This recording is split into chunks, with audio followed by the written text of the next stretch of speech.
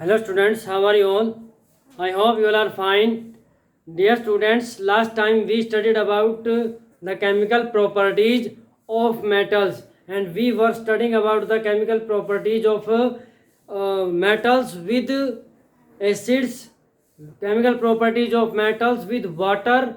So dear students, we were discussing about the chemical properties, but we have discussed with water. Today we are going to discuss with acids.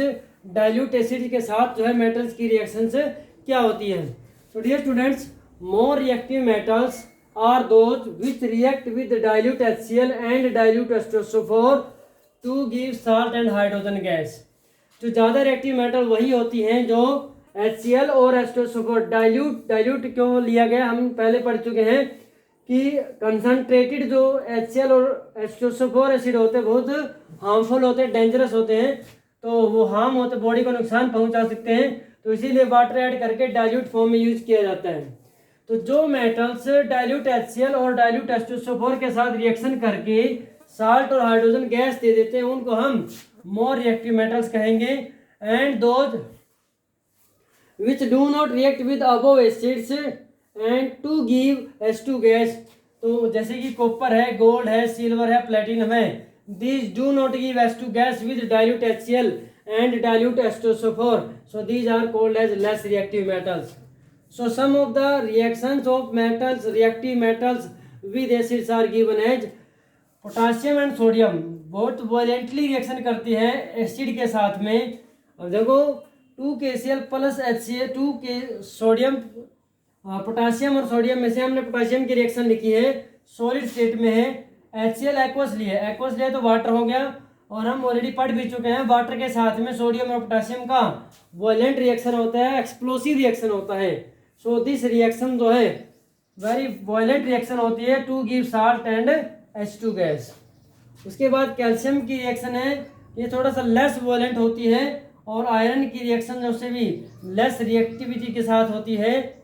तो ये कुछ example है कि कैसे metal acid के साथ reaction करती है साल्ट और हाइड्रोजन गैस प्रोड्यूस करने के लिए. आपको यहीं पर बता देते हैं कि कई बार क्वेश्चन आ जाता है पेपर में कि how you will test the presence of H2 gas. कैसे ये टेस्ट करोगे कि प्रोड्यूस होने वाली गैस H2 गैस है. तो H2 गैस को टेस्ट करने के लिए क्या करते हैं, H2 gas is pass through the soap solution में से पास करेंगे and bubbles will come out, bubbles बाहर आएंगे. Bring burning matchstick near to the bubbles. If gas start burn with pop sound, पटक पटक की आवाज के साथ अगर गैस जलने लग जाती है, then it is hydrogen gas. अगर वो बर्निंग मैस्टिक के पास जाने पर वो बर्न नहीं करती, विदाउट एनी नॉइज बंद हो जाती है, then that is CO2 gas. और अगर बर्निंग मैस्टिक ले जाने पर विदाउट एनी नॉइज तेजी से जलती है, then that is O2 gas, oxygen gas. So dear students, metals do not give H2 gas with nitric acid. Nitric acid का फॉर्मूला क्या होता है, HNO3. HNO3 के साथ में जो मेटल्स हैं वो हाइड्रोजन गैस नहीं देती. क्यों? बिकॉज नाइट्रिक हम पहले पढ़ चुके हैं एसिड बेस वाला चैप्टर में, ये क्या होता है, स्ट्रॉन्ग ऑक्सीडाइजिंग एजेंट होता है. क्या होता है, स्ट्रॉन्ग ऑक्सीडाइजिंग एजेंट होता है. तो ये ऑक्सीजन देने वाला होता है, ये प्रोड्यूस हाइड्रोजन गैस को वाटर में कन्वर्ट कर देता है. इसीलिए मेटल जो है नाइट्रिक एसिड के साथ में हाइड्रोजन गैस प्रोड्यूस नहीं करती. बट एक्सेप्शन है मैग्नीशियम और manganese metal very dilute acid के साथ में. नाइट्रिक एसिड वेरी डाइल्यूट जब लेंगे, बहुत ज़्यादा वाटर ऐड करेंगे, तब उसके साथ में रिएक्शन करके साल्ट और हाइड्रोजन गैस बना सकती है. लास्ट पॉइंट है कि हमने जो बोला है less reactive metal, gold, silver, platinum. Gold, silver, platinum ये मेटल्स वाटर के साथ या एसिड के साथ बिल्कुल भी रिएक्शन नहीं करती. But when these metals are taken with aqua regia. Aqua regia क्या होता है, एक्वारिजिया जो है ये एक केमिकल कंपाउंड है, कॉम्बिनेशन है किस किस का, हाइड्रोक्लोरिक एसिड और नाइट्रिक एसिड का कॉम्बिनेशन होता है aqua regia. So dear students, aqua regia can react with gold and silver. So dear students देखें, gold and platinum can react with aqua regia. Aqua regia क्या होता है, aqua regia is the 3:1 mixture of concentrated HCl and concentrated HNO3। 3:1 का मतलब क्या है, 3 part जो है कंसनट्रेटेड HCl के हैं, अगर उनको 1 पार्ट कंसनट्रेटेड HNO3 के साथ मिक्स किया जाए तो हमारा एक्वारिजिया बन जाता है। एक्वारिजिया को लेटिन लैंग्वेज में, लेटिन भाषा में उसका मीनिंग होता है रॉयल वाटर। तो गोल्ड एंड प्लेटिनम किस तरीके से एक्वारिजिया के साथ रिएक्शन करते हैं, this is due to formation of nascent chlorine. Nascent chlorine ये होता है, nascent chlorine, chlorine atom, single chlorine atom जो है वो रिमूव होता है, इसमें प्रोडक्ट बनता है। इसमें देखो HCl प्लस HNO3, यहाँ से रिएक्शन होगी, नाइट्रोसिल क्लोराइड बनेगा NOCl plus H2O plus nascent chlorine. तो ये जो नेसेंट क्लोरीन होता है, this nascent chlorine react with gold and platinum. कैसे रिएक्शन करेगा, गोल्ड Au होता है प्लस 3Cl, तो क्या बनेगा AuCl3 गोल्ड क्लोराइड। ऐसे ही प्लेटिनम के साथ करेंगे, platinum plus 4Cl platinum chloride, platinum 4 chloride. ये जो 3 और 4 लिखा है, this is the charge on 3 and 4 charge on gold and platinum metals. So dear students, we have discussed from the chemical properties that some metals are more reactive, some metals are very less reactive, and some metals are of middle reactivity. So dear students, next topic is reactivity series or activity series. In that series we will study that metals are arranged according to their decreasing order of reactivity. तो उसके base पर हम बता सकते हैं कि कौन सी metal जो है मोर रिएक्टिव है, कौन सी मेटल लेस रिएक्टिव है। So next is reactivity series और एक्टिविटी सीरीज। रिएक्टिविटी सीरीज और activity series, dear students, the arrangement of metals in a vertical column in order of their decreasing reactivity downwards is called reactivity series. Metals की arrangement vertical column में ऊपर से नीचे उनकी reactivity के decreasing order में, downward decreasing order में जो अरेंजमेंट होते हैं उसे रिएक्टिविटी सीरीज कहते हैं।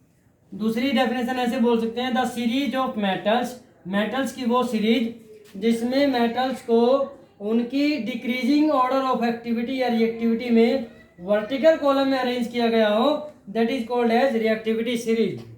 सो dear students, you have to learn this reactivity series, and we have also discussed this series in chapter 2 acid bases and salts में potassium, sodium, calcium, magnesium, aluminium, carbon, zinc, iron, निकल, 3 SN3 है, SN stannous के लिए होता है, PB lead, plumbum होता है, hydrogen H, copper Cu, mercury, gold, silver and platinum. So dear students, you can see here some non-metals are also present like carbon and hydrogen. These two non-metals are also present. So dear students, you can see this reactivity series and you have to learn the metal which is present at top. जो metal top में present है that is most reactive metal है, and the metal which is present at the bottom that is least reactive metal, सबसे कम reactive metal होती है। अब कई बार आप अभी थोड़ी देर पहले आपने पढ़ा कि सभी मेटल जो है वो एसिड के साथ रिएक्शन करने पर हाइड्रोजन गैस प्रोड्यूस नहीं करती, तो वो कौन सी मेटल है यहाँ पर आसानी से याद कर सकते हैं। हाइड्रोजन मैंने मार्क किया हुआ है, the metals which are present below hydrogen in the reactivity series do not produce H2 gas when react with acids. तो जो मेटल रिएक्टिविटी सीरीज में हाइड्रोजन से नीचे है, कॉपर है, mercury, gold, silver, platinum, these do not produce H2 gas when react with acids। इनको क्या बोला गया है, लेस रिएक्टिव मेटल्स कहा गया है।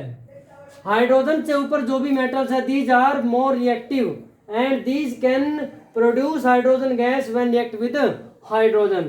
इसमें भी 2 टाइप बना दिए हैं, एक तो वो हाईली रिएक्टिव है और दूसरा क्या है, मिडल रिएक्टिविटी मेटल्स हैं। ये क्यों किया गया है, this is according to the extraction. Next जब हम बाद में हाफ पार्ट जो चैप्टर का पढ़ेंगे, एक्सट्रैक्शन ऑफ एलिमेंट्स या मेटल्स, तो वहाँ पर उनकी रिएक्टिविटी के बेस पर अलग अलग मेथड यूज किए जाते हैं मेटल्स के लिए। तो आपको ये टेबल याद करनी है, इसको अच्छी तरीके से याद रखना है। अब देखो, आपने फर्स्ट चैप्टर में डिस्प्लेसमेंट रिएक्शन पढ़ी है और वहाँ पर आपने एग्जाम्पल्स भी पढ़े थे। तो एक दो एग्जांपल को यहाँ पर डिस्कस करते हैं। फॉर एग्जांपल हमने रिएक्शन पढ़ी है Fe plus CuSO4 it give FeSO4 plus Cu।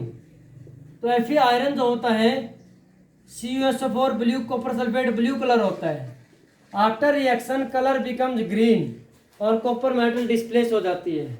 ये भी किसके बेस पर होता है कि more reactive metal displace less reactive metal from its compound. ज़्यादा रिएक्टिव मेटल जो है लेस रिएक्टिव को उसके कंपाउंड से डिस्प्लेस करती है। तो अब हमें कैसे पता चलेगा? रिएक्टिविटी सीरीज से चलता है। देखो आयरन जो रिएक्टिविटी सीरीज में ऊपर है, कॉपर नीचे है, तो इसीलिए आयरन ने कॉपर को डिस्प्लेस कर दिया, इसको रिमूव कर दिया और खुद जो कंपाउंड बना लिया है। अगर हम इसको रिवर्स करके लिखें Cu प्लस FeSO4 तो प्रोडक्ट बनेगा या नहीं बनेगा? तो यू कैन सी, देखो कॉपर क्या है नीचे है, लेस रिएक्टिव है, आयरन ऊपर है, मोर रिएक्टिव है। तो copper can not displace iron from its compound. So इसका मतलब क्या होगा? No reaction here, no reaction will takes place.